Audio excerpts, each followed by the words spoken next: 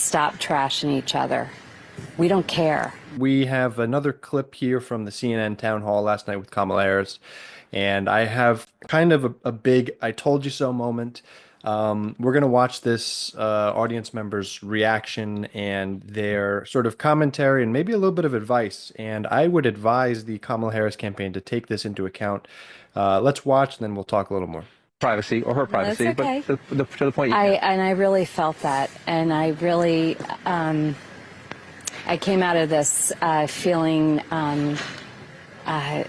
just kind of a feeling of adoration of her personally. I think personally she is a good person, and there was a nice connection, especially as a woman. There are a lot of things that I connect with her as a woman. However, I am very big on details. I'm big on numbers. I am a widow with 100% responsibility for my family, for my kids, for their tuitions, for my bills. And so I do my own taxes. I'm very much on top of every dollar. And so that is where, and I'm not really getting it from either candidate, to be honest. So that's where I just want to see what lines up, and I don't know if it's with this kind of environment that you can't commit to something, but I really do have to vote for my family. And another thing that is very much a turnoff, and this is with both candidates: stop trashing each other. We don't care. Stop trashing Trump. Trump, stop trashing the vice president. We don't care. The voters don't care. We don't even know the people they're talking about, that this person said this and that. How does that impact the voters? That's who you're talking to. That's who you're serving. This feels like high school gossip.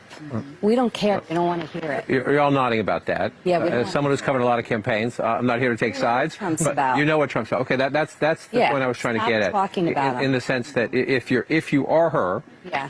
I would say but if you look at the numbers, Donald Trump is running stronger now than he was running in either 2016 or 2020. Okay. So if you're her, you're thinking, I need to try to disqualify him sometime. Okay. But you're all telling me that you would prefer she do that by making a more affirmative case. Yes. This is why you should pick me over him. Look at the head nods. Look at universal head nods. So let me I forget what this woman's name is. Pam, was it? This woman on the top left giving this answer and pretty much covering all the bases there.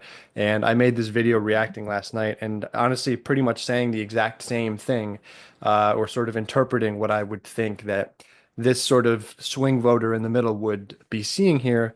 And this is the great shame of it, is that Kamala Harris has had the ability to go out and get every single one of these voters. And the way she could have done it is by being much more affirmative and detailed and pushing a strong populist agenda that the American people are begging for, right? And she's given an opportunity here 2 weeks before the election, and she's asked these direct questions to really come out and say that and do that. And she can't get off of her talking points, and she can't go and just give a direct, strong, powerful, specific answer to assuage some of the doubts from this woman. Now, who knows where she was really sort of leaning before, and to push back on one thing, she talks about, well, stop trashing them. And, who cares about what John Kelly or all these people say about Trump being a fascist or, liking Hitler and all these things. Well, those things are important because we've already seen what happens when Donald Trump gets into power. He doesn't give up. He doesn't give up power. He tries to overthrow elections. He does everything that a dictator would do if allowed. So those things do affect you as a voter, ma'am.